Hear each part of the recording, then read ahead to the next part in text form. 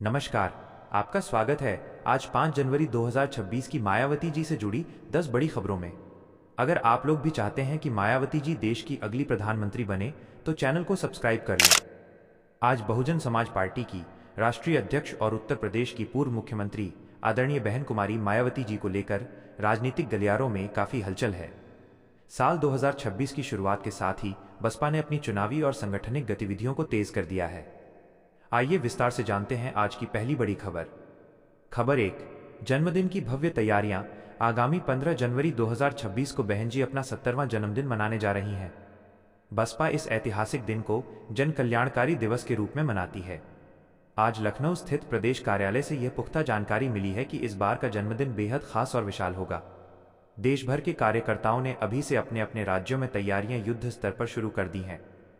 नीले झंडों, बैनरों और होर्डिंग से उत्तर प्रदेश के हर जिले को सजाया जा रहा है। इस मौके पर पार्टी की ओर से गरीबों की आर्थिक मदद, अस्पतालों में फल वितरण और असहाय लोगों को कंबल बांटने जैसे सामाजिक कार्य किए जाएंगे। कार्यकर्ताओं में इस बार भारी उत्साह है क्योंकि वे इसे 2027 के विधानसभा चुनाव और भविष्य की केंद्र की राजनीति के लिए एक बड़े शक्ति प्रदर्शन के तौर पर देख रहे हैं। आइए बढ़ते हैं अगली बड़ी खबर की ओर। खबर 2, संगठन विस्तार और लखनऊ में अहम बैठक। आज 5 जनवरी को मायावती जी ने लखनऊ में प्रदेश स्तरीय पदाधिकारियों के साथ एक बहुत ही महत्वपूर्ण बैठक की। इस बैठक का मुख्य उद्देश्य उत्तर प्रदेश में होने वाले आगामी निकाय चुनावों और भविष्य की राजनीतिक चुनौतियों के लिए एक अभेद्य रणनीति तैयार करना था। मायावती जी ने बैठक में स्पष्ट कर दिया है कि संगठन में किसी भी स्तर पर ढिलाई बर्दाश्त नहीं की जाएगी।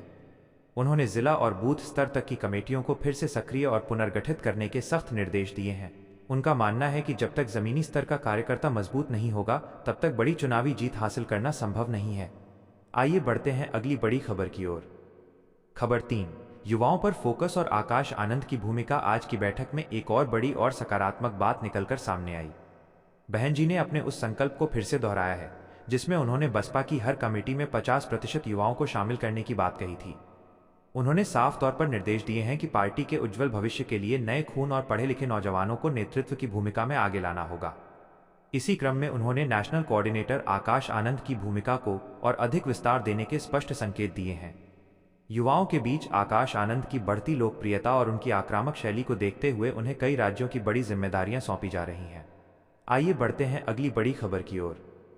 खबर 4, सपा और भाजपा पर तीखा हमला। मायावती जी ने आज सोशल मीडिया प्लेटफॉर्म एक्स के जरिए सत्ताधारी भाजपा और मुख्य विपक्षी दल समाजवादी पार्टी सपा दोनों को आड़े हाथों लिया। उन्होंने जनता को आगाह करते हुए कहा कि ये दोनों पार्टियां अंदरूनी तौर पर मिली हुई हैं और इनकी नीतियां हमेशा से दलित और पिछड़ा विरोधी रही हैं। उन्होंने गंभीर आरोप लगाया कि भाजपा जहां सरकारी मशीनरी का दुरुपयोग कर रही है, वहीं सपा केवल चुनावों के वक्त ही पिछड़ों और दलितों को याद करती है। उन्होंने लोगों से अपील की कि वे इन दोनों दलों के भ्रामक प्रचार से बचें और बसपा के सर्वजन हिताय सर्वजन सुखाय के मिशन को मजबूत करें। आइए बढ़ते हैं अगली बड़ी खबर की ओर। खबर 5, आरक्षण के मुद्दे पर केंद्र को घेरा। आज मायावती जी ने एक बार फिर केंद्र सरकार से आरक्षण के संवेदनशील मुद्दे पर अपना रुख स्पष्ट करने की पुरजोर मांग की। उन्होंने विशेष रूप से पदोन्नति में आरक्षण और निजी क्षेत्र में दलितों, आदिवासियों और पिछड़ों के लिए आरक्षण की मांग उठाई। उन्होंने कहा कि आज के दौर में जब सरकारी नौकरियां कम हो रही हैं, तब निजी क्षेत्र में आरक्षण के बिना इन वर्गों का आर्थिक उत्थान मुमकिन नहीं है। मायावती जी ने केंद्र सरकार को चेतावनी दी कि यदि इन मांगों पर जल्द ठोस संवैधानिक कदम नहीं उठाए गए तो बसपा पूरे देश में एक बड़ा आंदोलन खड़ा करेगी। खबर 6, संविधान बचाओ आरक्षण बचाओ अभियान की शुरुआत। आज 5 जनवरी 2026 को मायावती जी ने एक बहुत बड़े राष्ट्रव्यापी अभियान का बिगुल फूंक दिया है। उन्होंने संविधान बचाओ आरक्षण बचाओ अभियान को गांव-गांव तक ले जाने का कड़ा आह्वान किया है। बहन जी का मानना है कि वर्तमान राजनीतिक माहौल में बाबा साहेब डॉक्टर भीमराव अंबेडकर द्वारा दिए गए संवैधानिक अधिकारों के साथ छेड़छाड़ की कोशिशें हो रही हैं। उन्होंने कार्यकर्ताओं को निर्देश दिए हैं कि वे हर बस्ती और हर मोहल्ले में जाकर लोगों को उनके अधिकारों के प्रति जागरूक करें। ये अभियान केवल एक राजनीतिक कार्यक्रम नहीं बल्कि बसपा के लिए एक सामाजिक मिशन होगा जिसके जरिए दलितों और शोषितों को एकजुट किया जाएगा। आइए बढ़ते हैं अगली बड़ी खबर की ओर। खबर 7, विधानसभा चुनावों के लिए प्रत्याशियों का चयन। आगामी कुछ राज्यों में होने वाले विधानसभा चुनावों को लेकर मायावती जी ने आज अपनी रणनीति का खुलासा किया है। उन्होंने साफ कर दिया है कि इस बार उम्मीदवारों के चयन के लिए बेहद कड़े मापदंड तय किए गए हैं। बहन जी ने स्पष्ट निर्देश दिए हैं कि केवल उन्हीं लोगों को टिकट दिया जाएगा जिनकी छवि बिल्कुल साफ है और जिनका अपने क्षेत्र में मजबूत जनाधार है। उन्होंने दागी या बाहुबली छवि वाले नेताओं को पार्टी से दूर रखने का फैसला किया है। मायावती जी का मुख्य फोकस इस बार क्वालिटी पर है, ताकि सदन में बसपा के निष्ठावान और ईमानदार प्रतिनिधि पहुंच सकें और जनता की आवाज उठा सकें। आइए बढ़ते हैं अगली बड़ी खबर की ओर। खबर 8, सोशल मीडिया और डिजिटल अनुशासन पर जोर। आज लखनऊ में हुई बैठक के दौरान मायावती जी ने पार्टी के डिजिटल विंग को लेकर भी अहम बात कही। उन्होंने कार्यकर्ताओं को सोशल मीडिया पर पूरी तरह सक्रिय रहने, लेकिन साथ ही कड़ा अनुशासन बनाए रखने की सलाह दी है। उन्होंने साफ तौर पर कहा कि विरोधी दलों द्वारा फैलाई जाने वाली भ्रामक खबरों और अफवाहों का जवाब केवल तथ्यों और शालीनता के साथ देना है। बहन जी ने कार्यकर्ताओं को आगाह किया कि वे किसी भी विवादित बयानबाजी से बचें और केवल पार्टी की नीतियों व जनहित के मुद्दों को ही डिजिटल प्लेटफॉर्म्स पर साझा करें। आइए बढ़ते हैं अगली बड़ी खबर की ओर।